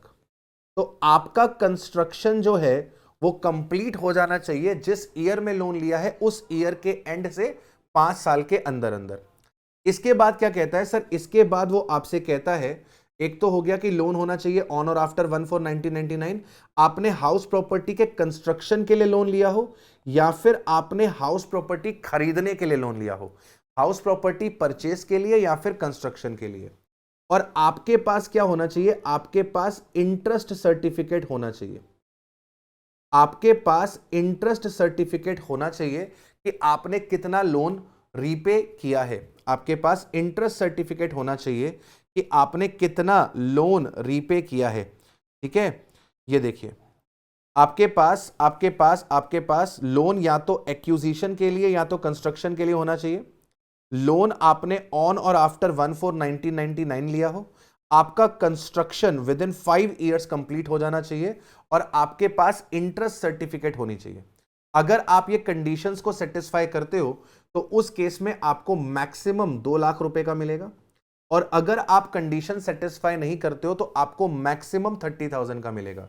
मतलब अगर आपने रिपेयर्स के लिए लोन लिया, आपने रिपेयर्स के लिए लोन लिया, आपने रिनोवेशन के लिए लोन लिया, ठीक है, आपने रिनोवेशन के लिए लोन लिया, तो रिपेयर्स रिनोवेशन का अगर लोन है तो इस केस में आपको मैक्सिमम डिडक्शन कितने का मिलेगा? इस केस में मैक्सिमम डिडक्शन आपको 30,000 का मिलेगा। तो अगर आपने घर खरीदने के लिए, घर कंस्ट्रक्ट कराने के लिए लोन लिया है, लोन 1 अप्रैल 1999 या उसके बाद लिया है, और आपने आपका जो घर का कंस्ट्रक्शन है वो कंप्लीट हो गया है within 5 years from the end of the year in which the loan has been taken, और आपके पास इंटरेस्ट सर्टिफिकेट अवेलेबल है, अगर ये कंडीशंस पूरी हो जाती हैं तो आपको 2 लाख रुपए तक का डिडक्शन मिल सकता है। ये जो 2,30,000 रुपए हमने लिखा है, ये एक घर का नहीं है, ये एक असेसी का है। मतलब ये जो लिमिट है ये फॉर 2 हाउसेस है, ये जो लिमिट है ये आपके लिए for 2 self occupied house property है। मतलब दोनों सेल्फ ऑक्यूपाइड प्रॉपर्टी का मिलाकर, दोनों सेल्फ ऑक्यूपाइड प्रॉपर्टी का मिलाकर आप कितना ले सकते हो? आप 2 लाख या 30,000 का डिडक्शन ले सकते हो।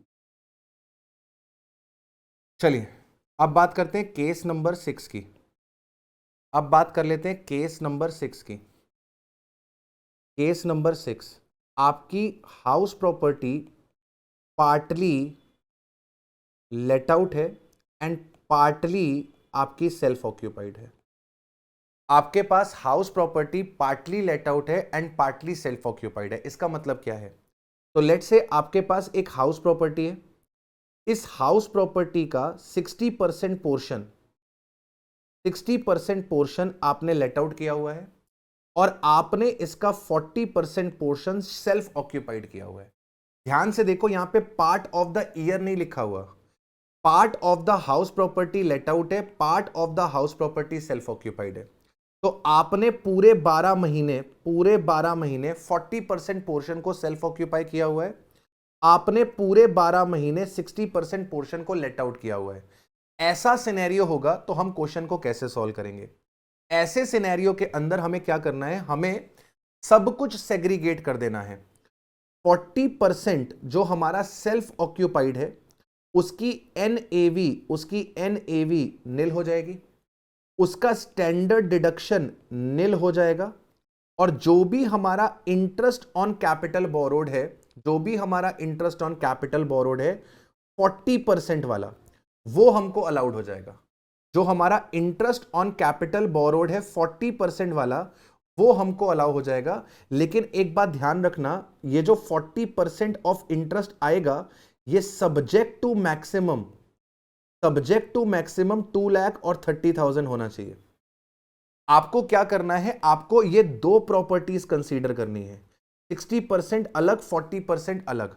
इस पूरी प्रॉपर्टी का इंटरेस्ट ऑन कैपिटल बोरोड, इस पूरी प्रॉपर्टी का interest on capital borrowed suppose करो 3 लाख है, तो 3 लाख का 40%, 3 लाख का 40% यानी कि आपको 1,20,000 रुपए का अलाउ कर दिया जाएगा इंटरेस्ट। अब मान लीजिए आपने कैपिटल बोरो करी थी कंस्ट्रक्शन के लिए, तब तो 1,20,000 अलाउ हो जाएगा क्योंकि मैक्सिमम 2 लाख अलाउ होता है कंस्ट्रक्शन के लिए। लेकिन अगर आपने ये लिया होता, लोन आपने लिया होता रिपेयर्स के लिए, अगर आपने लोन रिपेयर्स के लिए लिया होता और उसका इंटरेस्ट 3 लाख बन रहा है, तो फिर आपको 1,20,000 अलाउ नहीं होता, फिर आपको मैक्सिमम 30,000 अलाउ होता। तो आपको 40% जो सेल्फ ऑक्यूपाइड है उसका ट्रीटमेंट वैसे ही करना है जैसे आप सेल्फ ऑक्यूपाइड प्रॉपर्टी का करते हो। जो आपकी 60% लेट आउट है उधर आप क्या करोगे? जो एक्सपेक्टेड रेंट निकालोगे वो 60% निकालोगे। Fair rent, municipal value, standard rent, ये पूरे घर के गिवन रहेंगे, इसका 60% कर दोगे, एक्सपेक्टेड रेंट 60% आ जाएगा। एक्चुअल रेंट आप ले लोगे, यहां पर आपके पास जीएवी आ जाएगी। म्युनिसिपल टैक्सेस आप ले लोगे 60% के, आपके पास एनएवी आ जाएगी, आपके पास एनएवी आ जाएगी।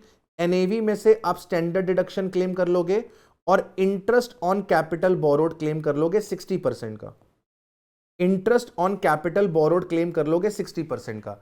मतलब 60% खर्चे लेट आउट में आ जाएंगे, 40% खर्चे सेल्फ ऑक्यूपाइड में चले जाएंगे। लेट आउट का कैलकुलेशन लेट आउट के तरीके हो जाएगा, सेल्फ ऑक्यूपाइड का कैलकुलेशन सेल्फ ऑक्यूपाइड के तरीके से कर लिया जाएगा। अच्छा, एक बात हमेशा ध्यान रखना, ये जो 2 लाख रुपए और 30,000 रुपए वाली रिस्ट्रिक्शन है, ये जो 2 लाख रुपए और 30,000 रुपए वाली रिस्ट्रिक्शन है, ये रिस्ट्रिक्शन सिर्फ और सिर्फ किसके लिए है? ये रिस्ट्रिक्शन सिर्फ और सिर्फ सेल्फ ऑक्यूपाइड के लिए है। ये रिस्ट्रिक्शन सिर्फ और सिर्फ सेल्फ ऑक्यूपाइड के लिए है। लेट आउट प्रॉपर्टी के केस में, लेट आउट के प्रॉपर्टी के केस में इंटरेस्ट ऑन कैपिटल बोरोड आपको हमेशा अलाउ होता है विदाउट एनी लिमिट। वो आपको ऑलवेज अलाउ होता है विदाउट एनी लिमिट। बात समझ में आ गई? तो लेट आउट प्रॉपर्टी के केस में कभी भी इंटरेस्ट ऑन कैपिटल बोरोड पे रिस्ट्रिक्शन नहीं लगती। रिस्ट्रिक्शन हमेशा किस केस में लगती है? सेल्फ ऑक्यूपाइड के केस में निकलती है। अच्छा, मान लो आपके पास 2 हाउस प्रॉपर्टी से ज्यादा हाउस प्रॉपर्टी सेल्फ ऑक्यूपाइड है। आपके पास HP1 सेल्फ ऑक्यूपाइड है, आपके पास HP2 सेल्फ ऑक्यूपाइड है, आपके पास HP3 सेल्फ ऑक्यूपाइड है। आपके पास more than 2 house property self occupied है। Case number 7, more than 2 house property आपके पास सेल्फ ऑक्यूपाइड है। तो इस केस में एनी टू सेल्फ ऑक्यूपाइड मानी जाएंगी, और जो रिमेनिंग होगी उसे deemed to be let out मान लिया जाएगा। और deemed to be let out में आपका जो जीएवी होता है वो एक्सपेक्टेड रेंट बनता है। Deemed to be let out में आपका जीएवी जो होता है वो एक्सपेक्टेड रेंट बनता है। तो अब ऐसे केस में आपके 3 कॉम्बिनेशन बनेंगे। आपके पास 3 कॉम्बिनेशन बनेंगे। ऑप्शन नंबर 1, आप HP1 और HP2 को सेल्फ ऑक्यूपाइड मानो, HP3 को डीम्ड लेट आउट मानो और इनकम निकाल लो। ठीक है। ऑप्शन नंबर 2, आप HP2 और HP3 को सेल्फ ऑक्यूपाइड मानो और HP1 को डीम्ड लेट आउट मान के इनकम निकाल लो। ऑप्शन नंबर 3, आप HP1 और HP3 को सेल्फ ऑक्यूपाइड मानो और HP2 को डीम्ड लेट आउट मान के इनकम निकाल लो। तीनों ऑप्शन में जहां पर सबसे कम इनकम आएगी या सबसे ज्यादा लॉस आएगा, जिस भी ऑप्शन में लोअर इनकम आएगी या फिर जिस भी ऑप्शन में हायर लॉस आएगा, हम उस ऑप्शन को ऑप्ट करेंगे। जिस भी ऑप्शन में कम से कम इनकम आएगी या फिर ज्यादा से ज्यादा लॉस आएगा, हम उस ऑप्शन को क्या करके चलेंगे? हम उस ऑप्शन को ऑप्ट करके चलेंगे। ठीक है मेरे बच्चों? तो कितने भी सीन्स हो सकते थे वो सारे सीन्स मैंने आपको समझा दिए। अब जल्दी से बात कर लेते हैं कुछ अलग टॉपिक्स की। ठीक है, इसमें से क्या क्या चीजें मैंने आपको पढ़ा दी फटाफट से मैं आपको दिखा देता हूं। इसमें से मैंने आपको ये वाला कॉन्सेप्ट करा दिया, ये वाला कॉन्सेप्ट करा दिया, ये वाला कॉन्सेप्ट करा दिया, ये वाला कॉन्सेप्ट करा दिया, ये वाला कॉन्सेप्ट भी करा दिया, ये वाला कॉन्सेप्ट भी करा दिया, ये वाला कॉन्सेप्ट भी करा दिया, ये वाला कॉन्सेप्ट भी करा दिया। ठीक है, अच्छा अब बढ़ते हैं जरा आगे। Treatment of unrealised rent. अगर आप अपने टेनेंट से रेंट का पैसा रिकवर नहीं कर पाते, तो आपके एक्चुअल रेंट में से अनरियलाइज्ड रेंट हटा दिया जाता है। अगर आप अपने टेनेंट से रेंट रिकवर नहीं कर पाते तो आपके एक्चुअल रेंट में से अनरियलाइज्ड रेंट हटा दिया जाता है, प्रोवाइडेड 4 कंडीशंस हैं, वो 4 कंडीशन सेटिस्फाई होनी चाहिए। पहली कंडीशन कहती है कि टेनेंसी बोनाफाइड होनी चाहिए, मतलब गुड फेथ में होनी चाहिए। आपको पहले से यह नहीं पता था कि डिफॉल्ट करेगा टेनेंट।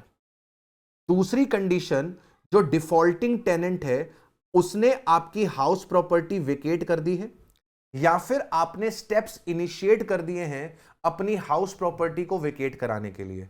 मतलब जिस किराएदार ने आपको पैसा नहीं दिया, आपने उस किराएदार को या तो हाउस प्रॉपर्टी से निकाल दिया है या फिर आपने स्टेप्स इनिशिएट कर दिए हैं उसको निकालने के लिए। अगला पॉइंट निकल कर आता है, जो डिफॉल्टिंग टेनेंट है वो आपकी किसी और प्रॉपर्टी में किराएदार ना हो। आपकी किसी और प्रॉपर्टी में वो डिफॉल्टिंग टेनेंट किराएदार ना हो। और चौथी कंडीशन कि आपने अनरियलाइज्ड रेंट को रिकवर करने के लिए लीगल स्टेप्स ले लिए हैं या फिर आप असेसिंग ऑफिसर को यह सेटिस्फाई कर दें कि इन लीगल स्टेप्स का कोई फायदा नहीं है, रेंट रिकवर नहीं हो पाएगा। अगर आप ये 4 कंडीशंस को सेटिस्फाई कर दो, टेनेंसी बोनाफाइड है, डिफॉल्टिंग टेनेंट ने प्रॉपर्टी वेकेट कर दी है, डिफॉल्टिंग टेनेंट आपकी दूसरी प्रॉपर्टी में किराएदार नहीं है, और आपने लीगल स्टेप्स इनिशिएट कर दिए हैं रेंट को रिकवर करने के लिए, अगर ये 4 कंडीशंस आप पूरी कर देते हो तो एक्चुअल रेंट में से हम अनरियलाइज रेंट को क्या कर देंगे राजा बेटा, हटा देंगे। ठीक है जी। अच्छा, इसके बाद स्टैट्यूटरी डिडक्शन क्या होती है ये मैंने आपको बता दिया कि आपको नोशनल खर्चा अलाउ किया जाता है, नोशनल खर्चा आपको अलाउ किया जाता है इक्वल्स टू 30% ऑफ एनएवी। आपने खर्चा किया हो नहीं किया हो कोई फर्क नहीं पड़ता, आप ये 30% का खर्चा क्लेम कर सकते हो। इसके बाद आता है interest on capital borrowed. Interest on capital borrowed हमारा 2 पार्ट में डिवाइड रहता है। Interest on capital borrowed, interest on capital borrowed 2 part में डिवाइड होता है।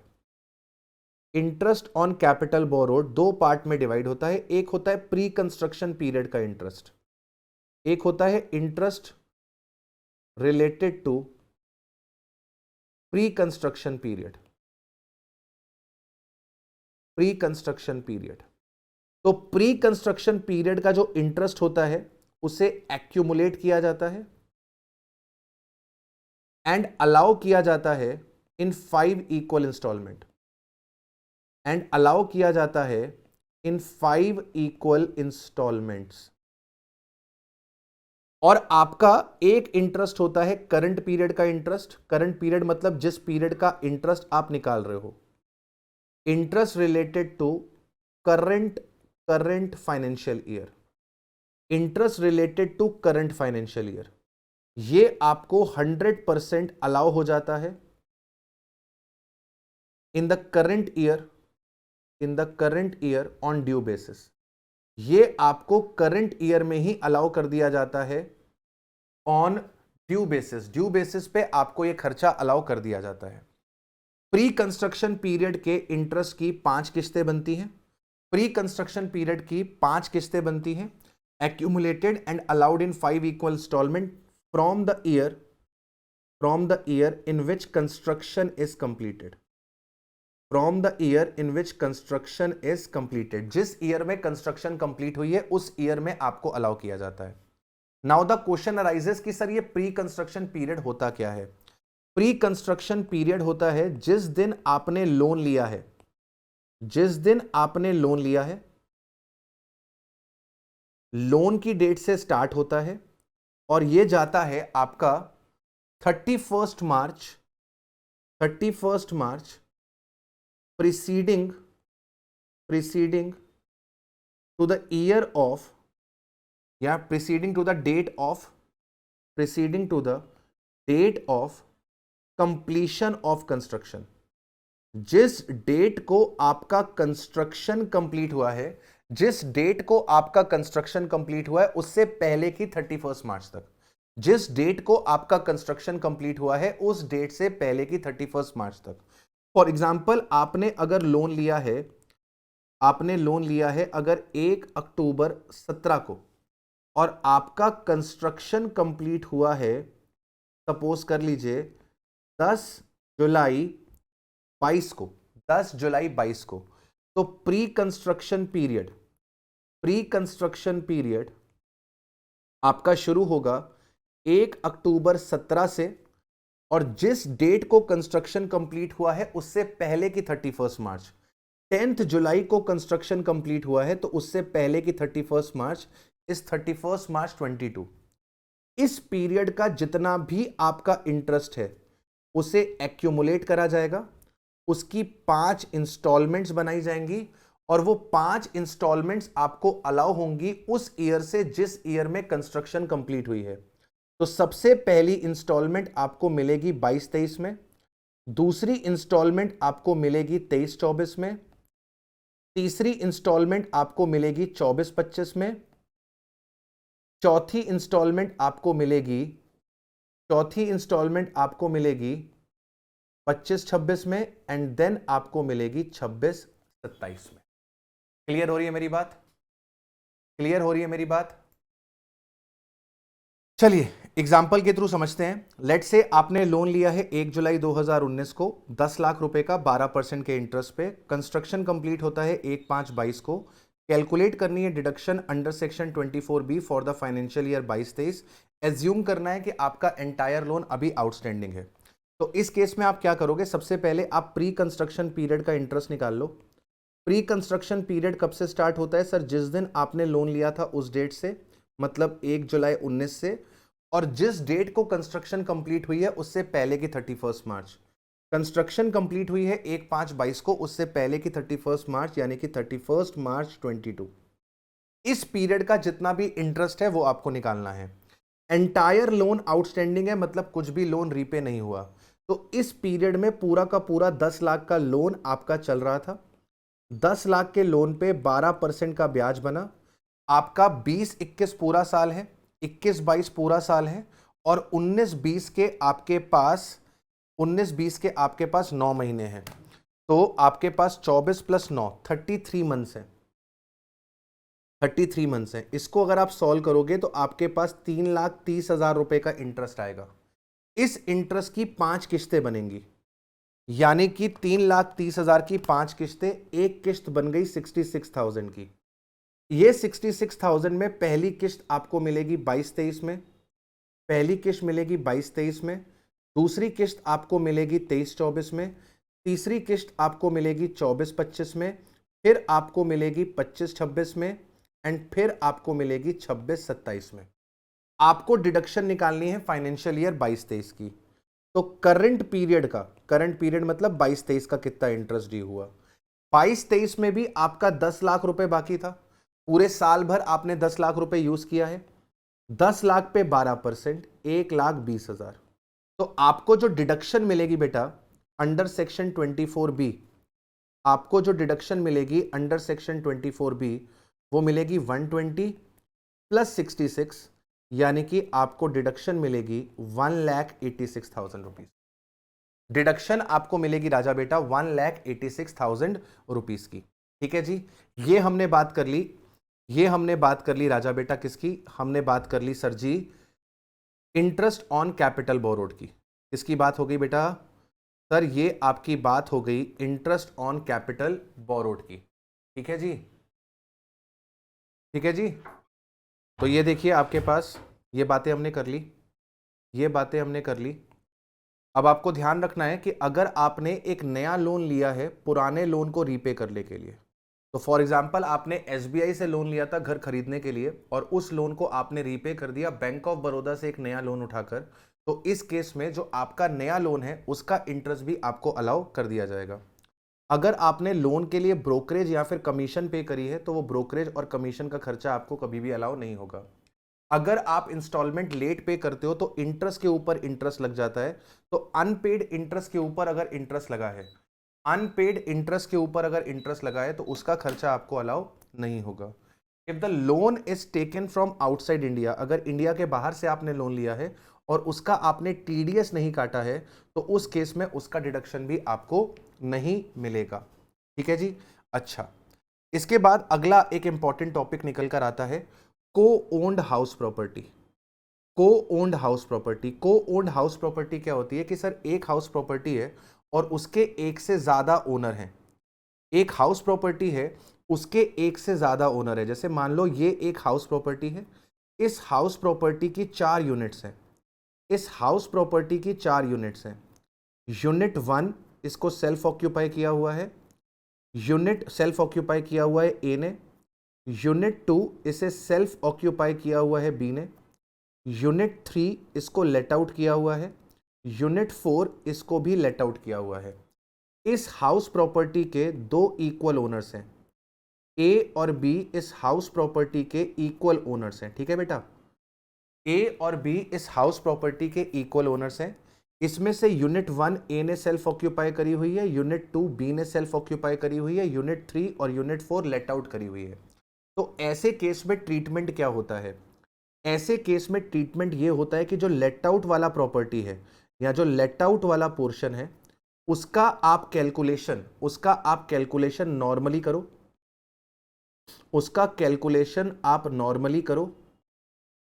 और जो आपके पास इनकम निकल कर आए, जो आपके पास इनकम निकल कर आए under the head house property, उसे आप डिवाइड कर दो, उसे आप डिवाइड कर दो बिटवीन ए एंड बी, उसे आप ए और बी के बीच में डिवाइड कर दो बेटा, राइट? उसे आप ए और बी के बीच में डिवाइड कर दो। अब आपका जो यूनिट 1 का सेल्फ ऑक्यूपाइड है, इसका सेपरेट कैलकुलेशन करो फॉर ए, इसका सेपरेट कैलकुलेशन करो फॉर ए। यहां पर याद रखना कि ए को, क्योंकि ये प्रॉपर्टी सेल्फ ऑक्यूपाइड है, ए को interest on capital borrowed allowed होगा मैक्सिमम 2,30,000 और बी को सेपरेट कैलकुलेशन करो, इसका सेपरेट कैलकुलेशन करो और बी को interest on capital borrowed allowed होगा 2,30,000 एज द केस में भी। मतलब सेल्फ ऑक्यूपाइड पोर्शंस की कैलकुलेशन अलग अलग होती है। ए का सेल्फ ऑक्यूपाइड कैलकुलेशन अलग होगा, ए की लिमिट अलग होगी इंटरेस्ट की। बी का सेल्फ ऑक्यूपाइड अलग से कैलकुलेट होगा, उसकी लिमिट अलग से होगी। और जो लेट आउट पोर्शन है यूनिट 3 और यूनिट 4, यूनिट 3 और यूनिट 4 का कैलकुलेशन एक साथ करो, अलग अलग नहीं होगा। यूनिट 3 और यूनिट 4 का कैलकुलेशन जो लेट आउट वाला है वो एक साथ होगा। नॉर्मल तरीके से इनकम निकाली जाएगी और जब इनकम निकल कर आ जाएगी तो उस इनकम को डिवाइड कर दिया जाएगा उसके ओनर्स के बेसिस पे। ठीक है बेटा, तो इसका ट्रीटमेंट बिल्कुल लेट आउट के जैसा होगा और इसका ट्रीटमेंट बिल्कुल सेल्फ ऑक्यूपाइड के जैसा हो जाएगा। इसके बाद आपके पास अगला कॉन्सेप्ट निकल कर आता है कि अगर आपका अनरियलाइज रेंट रिकवर हो जाए, आपका अनरियलाइज रेंट रिकवर हो जाए या फिर आपको आपके हाउस प्रॉपर्टी के रिस्पेक्ट में एरियर्स मिले। एरियर्स क्या होते हैं? आपका रेंट इंक्रीज हुआ विद रिट्रोस्पेक्टिव इफेक्ट, रेंट का इंक्रीमेंट हुआ रिट्रोस्पेक्टिवली। रिट्रोस्पेक्टिवली मतलब from past date, back date, from the back date आपका रेंट इंक्रीज हो गया from the back date. Current year चल रहा है 22-23, लेकिन आपका रेंट इंक्रीज कर दिया गया 19-20 से। तो अगर आपका रिट्रोस्पेक्टिवली रेंट इंक्रीज हो रहा है तो 19-20 का, 20-21 का बढ़ा हुआ रेंट आपको 22-23 में मिलेगा। हमने 22-23 में आपका रेंट बढ़ाया रिट्रोस्पेक्टिवली फ्रॉम 1920, तो 1920 का रेंट 2021 का रेंट जो इंक्रीज्ड पोर्शन वाला है वो आपको मिलेगा 22-23 में। तो वो 22-23 की आपकी इनकम बनेगा under the head house property. अगर आपको अनरियलाइज रेंट रिकवर होगा तो अनरियलाइज रेंट आपका जो रिकवर हुआ है वो भी आपकी इनकम बनेगा under the head house property. और दोनों में से ही आपको 30% का स्टैंडर्ड डिडक्शन मिलेगा। दोनों में से ही आपको 30% का स्टैंडर्ड डिडक्शन जो है वो अलाउ किया जाएगा, राइट? तो जिस भी ईयर में आपको एरियर्स रिसीव होंगे, जिस भी ईयर में आपका अनरियलाइज रेंट रिकवर होगा, वो उस ईयर की इनकम बनेगी under the head house property, वो उस ईयर की इनकम बनेगी under the head house property और उसमें आपको 30% का राजा बेटा स्टैंडर्ड डिडक्शन मिलेगा। उसके बाद वो आपकी इनकम कंसीडर करी जाएगी। इसके बाद कौन कौन सी इनकम एग्जेम्प्ट होती है अंडर द हेड एचपी, इसको आप एक बार खुद से रीड कर लेना, इसमें समझाने लायक कुछ नहीं है। इसके बाद डीम्ड ओनर वाला कॉन्सेप्ट भी एक बार आप सेल्फ से रीड कर लेना, इसमें भी कुछ खास समझाने वाला नहीं है। एक लास्ट टॉपिक इसमें जो हमारा रह गया है डिस्कस करने लायक, लास्ट टॉपिक जो रह गया है हमारे पास डिस्कस करने लायक वो है आपका कंपोजिट रेंट। कंपोजिट रेंट क्या होता है सर? जब हाउस प्रॉपर्टी के साथ साथ अदर असेट्स को भी लेट आउट किया जाता है। जैसे आपने फर्निश्ड एकोमोडेशन को लेट आउट किया, आपने फर्निश्ड एकोमोडेशन को लेट आउट किया, तो जब आप हाउस प्रॉपर्टी के साथ साथ अदर असेट्स को भी लेट आउट करते हो तो इसको बोला जाता है कंपोजिट रेंट। अगर आपका ये कंपोजिट रेंट सेपरेबल है, इसको अलग अलग किया जा सकता है, हाउस प्रॉपर्टी के रेंट को अलग, असेट के रेंट को अलग अलग किया जा सकता है। अगर ये दोनों सेपरेबल हैं, ये दोनों सेपरेबल हैं, तो हाउस प्रॉपर्टी का जो रेंट है वो income under the head HP में चला जाएगा और जो असेट का रेंट है वो या तो पीजीबीपी या तो अदर सोर्सेस में चला जाएगा। लेकिन अगर आपका रेंट इनसेपरेबल है, आप असेट के रेंट को और हाउस प्रॉपर्टी के रेंट को अलग अलग नहीं कर सकते, तो उस केस में आपका पूरा का पूरा रेंट या तो पीजीबीपी में चला जाता है या तो अदर सोर्सेस में चला जाता है। दोनों में से किसी भी हेड में आप उसे लेकर जा सकते हो, या तो अदर सोर्सेस में या तो पीजीबीपी में। तो अगर कंपोजिट रेंट इरसेपरेबल है तो पूरा का पूरा रेंट पीजीबीपी या फिर अदर सोर्स में, सेपरेबल है तो बिल्डिंग का रेंट आपका चला जाएगा एचपी में, और आपके असेट का रेंट कहां पर चला जाएगा बेटा जी, अदर सोर्सेस के अंदर चला जाएगा। Right everyone. तो हमने ये हमारा पूरा का पूरा चैप्टर अच्छे तरीके से कंप्लीट कर लिया है, हमारा हाउस प्रॉपर्टी का रिवीजन।